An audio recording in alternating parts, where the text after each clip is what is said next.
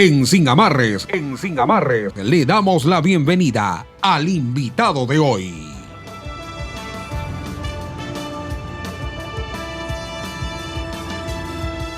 Muchas gracias. Le damos la bienvenida a esta mesa de diálogo al doctor Guillermo Celli, presidente de SUMA. Muy buenos días, Stalin. Muchísimas gracias por la invitación. Un abrazo a todos los radioescuchas de Atalaya y a los internautas también. Un abrazo. Bien, la primera pregunta es una pregunta matemática. ¿Cuánto han sumado en la vida democrática y de participación política el movimiento que usted preside? Bueno, primero muy agradecido con los ecuatorianos. En la lista nacional quiero agradecerle a los cerca de 400.000 ecuatorianos que confiaron en nuestra propuesta. Justamente vamos a aquello. Y a nivel del bloque legislativo de Actuemos, hemos logrado 8 legisladores ayer en la noche y esta madrugada. Este es en la alianza, 823. 823 hemos tenido. Es Actuemos. Sí, Alianza Actuemos, 823.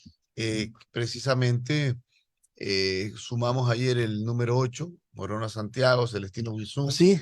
Sí, ayer se terminó de escrutar. Lo que pasa es que Morona Santiago es una población muy dispersa, sobre todo en 182 comunidades muy alejadas del casco más urbano, ¿no? Estaba definiéndose la votación en Taisha, y ahí hemos tenido una votación de cerca del 65% de las preferencias por parte de los gente de Morona, y ahí hemos obtenido un nuevo legislador que es Celestino Guizún, con lo cual completamos 8 asambleas. Ahora, esta ha sido una elección, y es una elección atípica que deviene de un proceso de muerte cruzada. Nosotros decíamos, qué oportunidad esta para darle vida a un proceso electoral participativo y para poder generar cambios, los cambios que demanda la gente y que pueda cumplir el gobernante, la asamblea, con las demandas insatisfechas de la población que cada vez están siendo diferidas.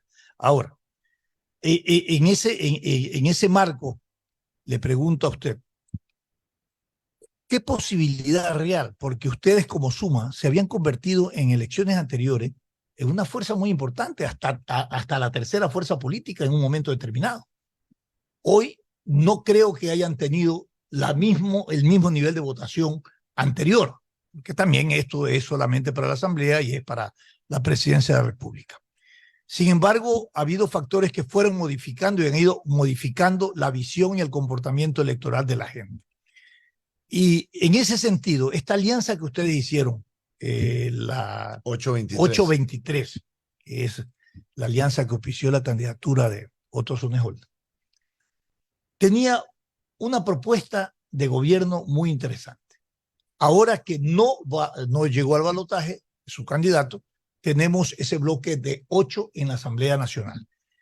¿Cuáles son las propuestas sobre las cuales se va a analizar la posibilidad de generar acuerdos con otras fuerzas políticas para que verdaderamente se aprueben leyes, se reformen leyes a favor de la gente, a favor del pueblo ecuatoriano? Mira, Stalin, ante todo, este bloque de la 823 y que hoy día está conformado ya con definición de 8 legisladores, primero tiene como objetivo llevar la visión ciudadana a la Asamblea Nacional. Yo veo que hay algunos que están más preocupados por hacer bloques, por sumar bloques, la misma politiquería de siempre.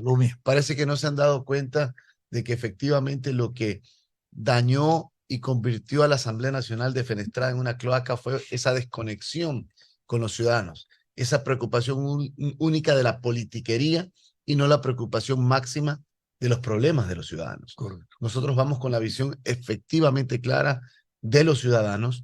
Hay 2 temas más que son fundamentales y preocupantes para la ciudadanía, es el tema del empleo y es el tema de la seguridad. Son los 2 temas que nosotros vamos a tratar en la Asamblea. Ahí vamos a hacer unas reformas rápidas porque no hay que mentirle a los ecuatorianos. En tema de seguridad, ¿qué vamos a reformar? Este es un periodo de 18 meses. 18 meses. Así. Hay que ir rápido, no hay mucho que hacer en poco tiempo, pero muchísimo que generar en favor del país y de los ecuatorianos. Primero, hay que reformar el Código Orgánico Integral Penal seguridad, en materia de seguridad para crear un régimen de máxima seguridad para delincuentes de máxima peligrosidad que no tengan ningún privilegio o beneficio penitenciario, que paguen hasta el último día de su sentencia en la cárcel, como tiene que ser, y que no salgan a seguir delinquiendo y a matar a la gente. Guillermo, pero eso se le ha llamado populismo punitivo, Bueno, porque han reformado el COI las veces que le ha dado la gana. bueno, Cada acto criminal o que no está tipificado, reforma el COI e inclúyelo ahí. bueno, lo que pasa es que... Pero no se han resuelto los no, problemas. lo que pasa es que el 90% de lo que hay que hacer en materia de seguridad depende del Ejecutivo, depende del gobierno.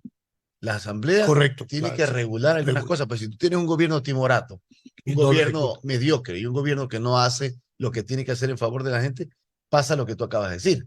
Pero si nosotros establecemos este mecanismo para evitar, que es lo que pide la ciudadanía, ¿por qué un delincuente que es parte del crimen organizado, de las mafias, sale y no pasa absolutamente nada? ¿Por qué sale? ¿Por qué se le reducen las penas?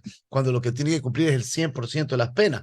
Y me refiero también a los delincuentes de cuello blanco, que deben de cumplir el 100% de la pena y no tener estos privilegios penitenciarios. Punto número 1. Punto número 2. Pero antes que pase al 2, ¿y qué pasa con los jóvenes, niños, adolescentes gatilleros, que son tratados con un régimen especial y no con el régimen del COI?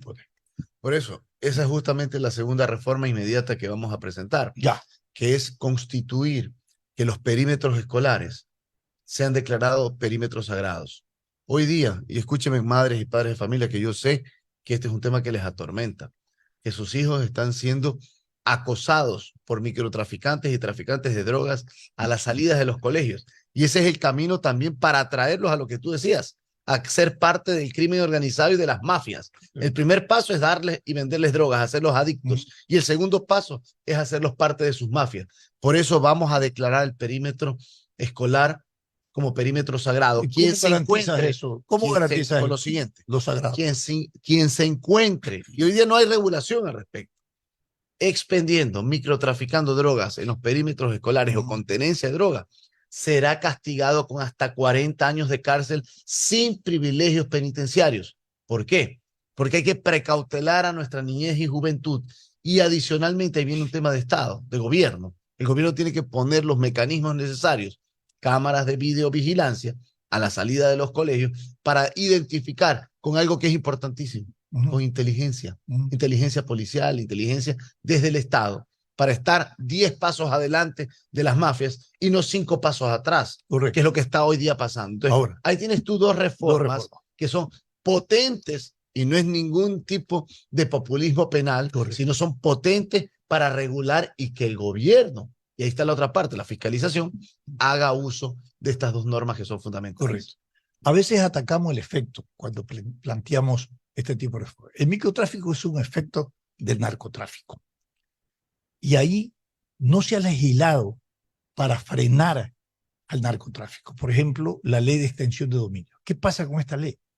Mira, ahí hay un tema que es falta de acción contundente por parte del gobierno. Explíquele a los ciudadanos, porque si está la ley, que yo fui legislador del año 2017 al 2021 y ahí aprobamos en esa legislatura la ley de extinción de dominio. Yo fui muy activo en aportes de ese proyecto de ley que luego se ha convertido en ley. Pero cuando tú tienes un gobierno que no activa lo que tiene la ley, y yo les hago un llamado para que conozca la ciudadanía. En el año 2020 creamos en la Asamblea Nacional la unidad de seguimiento legislativo. Una de las cosas que va a llevar el bloque de suma y obviamente de la 823, ¿qué va a hacer? Que se active inmediatamente la unidad de seguimiento legislativo, que es una unidad fundamental, porque es lo que tú decías, y la ley puede también serle una letra muerta, pero si tú activas esa unidad, que le da seguimiento y evalúa estadísticamente y con los números reales qué es lo que ha sucedido, si ha sido beneficiosa, a cuánta gente ha servido la ley, o si hay que reformarla o mejorarla. Eso es lo que tenemos que hacer. ¿Tú escuchaste de esta unidad en la legislatura que se cayó?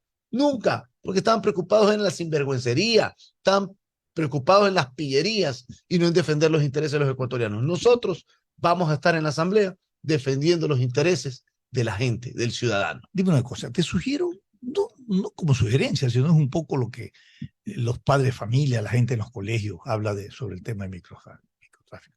¿No será posible replantear el pénsulo académico y poner una asignatura de droga prevención, por ejemplo, droga prevention, no sé, pero paralelo al control, a ese santuario que tú hablas del área perimetral, de influencia de los colegios para frenar el tema del microtráfico, debe haber pues, también una formación, una capacitación, no una información para estos adolescentes del efecto que esto trae cuando se involucra uno en estos temas. Mira, definitivamente nosotros somos de aquella generación de que nos gusta ir hacia adelante y dejar de mirar el pasado a través del retrovisor. ¿Cómo no? Este país se ha convulsionado lamentablemente por las peleas permanentes entre la clase política que lo único que quieren son sus prebendas.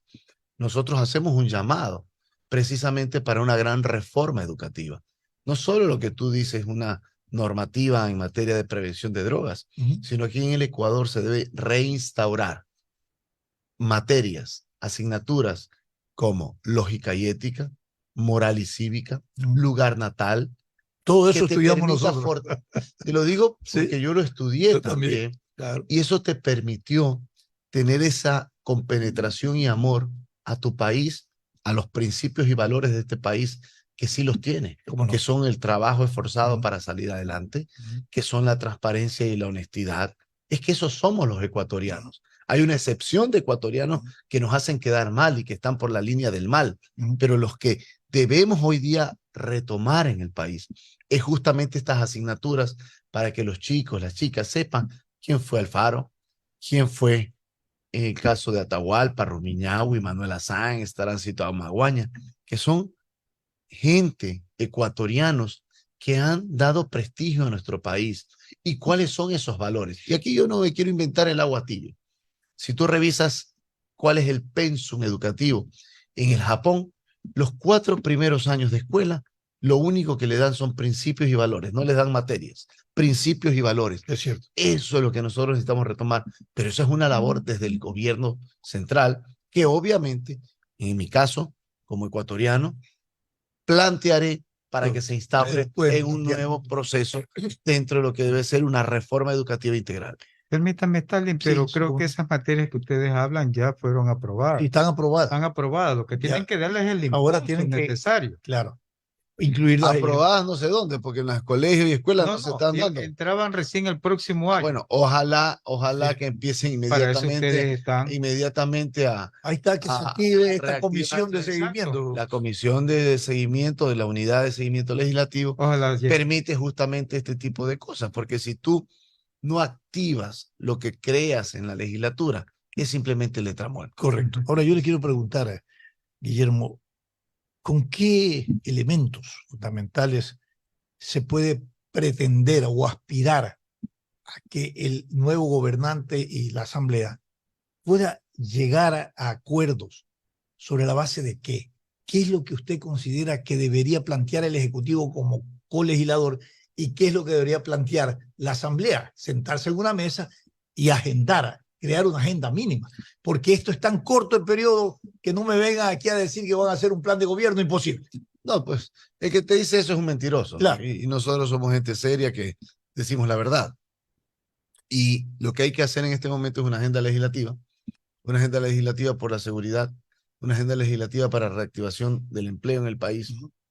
Nosotros vamos a llevar también la propuesta de ley del empleo joven para poder incentivar al sector privado y romper con ese círculo vicioso de que al joven siempre le piden experiencia previa. Entonces, para romper ese círculo vicioso tenemos que hacer 2 cosas. El primero, incentivar al sector privado para que ese incentivo tributario permita que contraten jóvenes menores de 29 años en su primera experiencia laboral.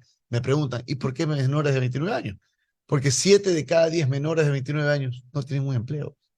Ese es un problema. Y representan el 45% de la población económicamente activa. Ahí tienes un caldo de cultivo para que las mafias hagan y seduzcan a nuestros jóvenes que lo que tienen que hacer es emprender y salir adelante. Y segundo, de que aquellas pasantías que hagan los jóvenes sean consideradas también como parte de su experiencia y sean valoradas. Entonces, tú le das desde 2 puntos de vista un incentivo al sector privado cuando contrate a jóvenes que hoy día tanto necesitan tener un empleo digno y bien remunerado. Fíjense ahí respecto a esto, Guillermo. Lo que usted decía, ¿no? Aquí nadie está inventando el agua tibia. Completamente. Yo trabajé mucho tiempo en una empresa pública, por eso voy a tomar un ejemplo. Y está en vigencia que sean pagadas las pasantías. Así es. Ok. La empresa pública decía, no, yo no tengo presupuesto para pagar y no contrataba a nadie. Y es más, a veces los hacía trabajar y no les pagaba. Es decir, si tú no garantizas, porque tú hablabas de los estímulos tributarios, aquí hay transferencias monetarias que no son condicionadas en políticas de contenido social como son los votos, que en principio deberían ser condicionadas, porque si yo entrego 150, 50, no es plata del bolsillo del presidente, es plata de todo el pueblo ecuatoriano. Todos nosotros. Entonces a mí tiene que rendirme cuenta en qué utilizaste ese dinero. En principio decían que yo doy para el bono tanto, pero usted tiene que llevar a su hijo al colegio, al dispensario médico y todo. Eso no se controla. Ese es un dinero que va al bolsillo de la gente y utiliza ese dinero como le da la gana. Entonces, ¿qué estamos? Tirando la plata, regalando la plata, botando la plata sin ningún beneficio, beneficio en términos de para cuál hemos decidido esa Un beneficio justamente de sacar a la gente de la pobreza. de eso. El tema del bono no es que el bono lo reciban todo el tiempo, sino que permita sacar y que la siguiente generación sea una generación que ya tenga empleo, por ejemplo. Sí, y yo te digo, yo estoy muy preocupado porque en el recorrido nacional, que lo hacemos permanentemente y este proceso fue parte de ese recorrido, he visto mucha gente, sobre todo personas con discapacidad y mayores adultos que no tienen quien los proteja, que les han quitado el bono. Eso no puede ser. Eso, por ejemplo, una persona discapacitada, postrada en su cama, que le hayan quitado el bono y con pobreza extrema, eso es criminal, pues. Entonces, y eso es lo que hay que analizar. O sea, ¿qué se está haciendo? Se está evaluando, se está tamizando bien el bono de desarrollo humano, lo están recibiendo la gente que realmente lo necesita, la gente más pobre, la gente que tiene una discapacidad o aquellos mayores adultos que no tienen quien los proteja en la vida. Es ahí donde tiene que dar el talento de un gobierno que se preocupe de lo social, de ese tejido social de la gente que más necesita. Pero es que ha sido concebida no como una política de la redistributiva, no socialmente justa. No ha sido concebida dadivosa. Ha sido dadivosa, del populismo. Entonces, ¿hasta cuándo manejamos esa forma del quehacer político para tener adhesiones electorales? O sea, ¿por qué creamos políticas que entre comillas dicen ser sociales cuando tienen un beneficio eminentemente electoral populista? Y justamente con una gran, pero gran intención de contundencia para poder servir al país. Y ahí te digo un tema adicional. La ley para soportar los efectos del fenómeno del niño. Eso es importante y vamos a tocar la tenemos lista. Esa ley tiene que inmediatamente proponerse en la Asamblea porque para el mes de octubre o noviembre vamos a tener el agua en el pecho. Y hay que darle una respuesta al sector agrícola, ganadero, acuícola, avícola, pesquero y comercial, turístico del país. Una ley que tenga también garantizado la fuente de financiamiento, porque aquí se aprueban ley y mira, cuando la quieres aplicar no hay plata. Y para mí, Stalin, es fácil el tema. O sea, aquí no hay que inventar el agua tibia porque hay que usar el sentido común, que es el menos común de los sentidos. El que menos pero es el que hay que usarlo. Yo creo que el tema va a estar precisamente en un gran proceso de remisión, de condonación de intereses, recargos y multas a las deudas del IES, del SRI, de Ban Ecuador y de CFN. Es lo que necesita, porque vas a tener la necesidad de ir a un rescate económico de la gente, porque la gente va a estar muy golpeada por los efectos del fenómeno del niño. Entonces, si tú tienes créditos o tienes deudas, lo mejor que te puede ayudar el Estado es condonándote al menos los intereses, recargos y multas para darte un respiro y entrar a un proceso de reestructuración financiera y de carácter tributario también por parte del sector privado, el sector que genera la economía del Ecuador. Eso por un lado. Por otro lado, es importante también tomar los elementos necesarios para estar prevenidos. Yo no veo realmente, y te cuento, en mi recorrido por todo el país, Sierra, Costa, Amazonía, yo no veo que se estén tomando las medidas necesarias para estar prevenidos a un fenómeno del niño. Y eso sí me preocupa, te soy sincero. Mire, yo te digo una cosa, a veces, yo insisto siempre, ¿no? Los diagnósticos los hacemos sobre el efecto, ¿no? Entonces sobre la causa. Por ejemplo, en otros países, he tenido la experiencia de Perú, en algún momento tuve un evento internacional sobre este tema, y me puse a revisar la normativa, en donde las competencias para mantenimiento de fuentes de agua, canales y todas estas cosas, ¿no? No era el gobierno central, eran los gobiernos seccionales. Y había una ley intrafronteriza regional, en donde si en esta cordillera, donde hay tantos ríos y donde hay tantos canales y toda la cosa, hay 7 municipios, Cada municipio tiene una competencia en términos de kilómetros que tiene que atender, pero tiene la competencia con recursos. Claro. Bueno, pero hay que empezar desde la estructura. Pero aquí, ¿qué pasa? Aquí las competencias lo tiene la prefectura, que no tiene presupuesto. Claro. Pero tiene la competencia. Entonces, los consejos y los gobiernos seccionales no pueden hacer absolutamente nada. Dice, señor, no es mi responsabilidad. Y luego tienes un gobierno que no tiene una planificación adecuada, ni presupuestaria, ni estrategia, ni de planificación para efectos del combate al fenómeno del niño. Y mira, básicamente porque en esto tienen que inmediatamente ponerse a actuar, tanto el gobierno como los gobiernos seccionales. Correcto. Este es el momento. Este es el momento. Y realmente yo no veo que exista esa coordinación para Claro. poder ayudar. ¿Qué deberían estar haciendo hoy día? Limpieza de canales, desasolve de ríos, limpieza de alcantarillas. Eso es lo que hay que hacer inmediatamente, porque o si no te viene el fenómeno del niño encima y no vas a tener cómo responder. Y yo sí creo que es importante también adquirir empréstitos, créditos, para enfrentar. A veces dicen, no, más deuda. Pero cuando la deuda depende para qué la cojas, pues, ¿no? Si no es mala la deuda, deuda, dependiendo si para eres un qué. padre de familia desaprensivo y sacas una deuda para comprarte un carro nuevo, cuando tu hijo y tu hija no puede completar lo que necesita para ir al colegio o para alimentarse, o sea, Guillermo, no hay compromiso con la familia o no hay compromiso con el país. Tú eres de una provincia agrícola. ¿Y cuál es el drama y la tragedia de la agricultura? Que nunca tiene el crédito a tiempo, primero. Ese es uno de los principales problemas. Segundo, que si es buena producción, hay sobreproducción y ¡pah! El precio se lo tiran al suelo. ¿Dónde están los estímulos de sostenibilidad? En otros países, Estados Unidos tiene un porcentaje del presupuesto nacional para subsidios agrícolas, pero son sostenibles en el tiempo. No es que es por coyuntura o porque viene la corriente del niño. No. Y porque también existe aquí mucho infantilismo desde el punto de vista de las políticas públicas que se tomaron en el pasado. ¿Cómo es posible que no se permita la utilización de semillas transgénicas en el Ecuador? Y cuando importamos maíz, es maíz del Perú o maíz de Colombia, que son transgénicos. Cuando ellos producen 400, 500 quintales por hectárea y nosotros no llegamos a 120. Está prohibido producir, no está prohibido consumir. Consumir, entonces es una barbaridad, es un infantilismo. O sea, sí. Y lo otro, sí. que no se ha sentado a debatir en el país, ¿cómo es posible que el mecanismo o los costos de un crédito en materia agrícola sean similares para quien siembra de ciclo corto y quien tiene de ciclo permanente? Son dos cosas completamente diferentes. O sea, no es solamente que el crédito llegue oportunamente, que es lo correcto y lo coherente, sino que también cuál es la forma en poder que ese crédito sea atractivo, y me refiero a los créditos del Banco Ecuador, para un sector, para el sector camaronero, para el sector acuícola, para el sector agrícola de ciclo corto, de ciclo permanente. No existe. No existe. Eso no existe. ¿Cuántos años estamos esperando el censo agrícola, Guillermo?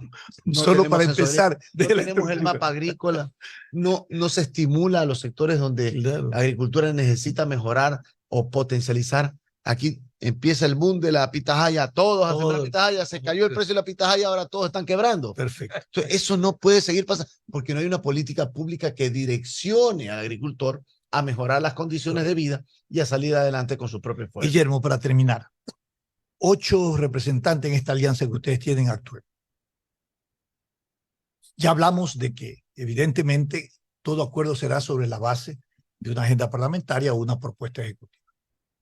En las dos opciones, ¿hacia dónde se inclina esta alianza para poner estos votos al servicio de una agenda determinada? Mira, yo he conversado con todo el equipo de legisladores. Nosotros, en el caso de Suma, 4 son afiliados a Suma. 4 son de ustedes. 4 son un gran afiliados aporte. a Suma. Sí, y obviamente el resto del equipo son gente, mujeres y hombres que tienen capacidad, que tienen una visión de un compromiso con el país. Bueno, a mí lo que más me esperanza de este equipo que tenemos de legisladores es que tenemos una agenda legislativa clara, que pensamos realmente en los ecuatorianos, que es lo que queremos servir. Ya dejemos de lado esos cálculos políticos o politiqueros. Mira, yo en el periodo 2017-2021 que estuvimos en la Asamblea, fui jefe de bloque de 9 legisladores de Suma y aprobamos 9 leyes. Qué bueno. 9 leyes. Qué bueno. 9 leyes, dentro de ellas una que ha generado muchísimo empleo, que es la ley de los polos de desarrollo económico, que se ha visto el polo de desarrollo económico que se creó en Lomas de Sargentillo, esa gran industria interesante de la distribución. Eso fue gracias a la ley que yo la propuse, la socializamos con la ciudadanía y la socializamos en la asamblea y fue aprobada con 105 votos. 3.000 puestos de empleo directo ahí en Lomas de Sargentillo. 400 millones de dólares de inversión para el país. Eso es lo que hay que hacer. Que no me vengan a decir que no se puede. Sí se puede. Sí se puede. Cuando hay transparencia, cuando hay pasión para servir a este país y cuando hay capacidad, con una agenda legislativa, se pueden hacer las cosas. Cuando se va a la asamblea, a la sinvergüencería, ahí ya sabes lo que pasa. Nosotros vamos por la línea de la transformación y de la esperanza para los ecuatorianos. Transformación con experiencia y transparencia. Qué importante. Me quedo con esos tres conceptos que tienen que ver con valores. Valores de gestión y de acción política. Política de servicio, que es lo que queremos, y de transparencia en este país. Guillermo Celi, gracias por haber estado con nosotros y haber aceptado esta invitación. No, gracias a ti, muchísimas gracias a Radio Atalaya y un abrazo cariñoso a toda la audiencia. Junto a esto nos despedimos, ¿no? Sí, nos despedimos hasta el día de mañana. Sigan con la programación del sistema de emisoras de Atalaya. Gracias. Felicidades. Sin amarres.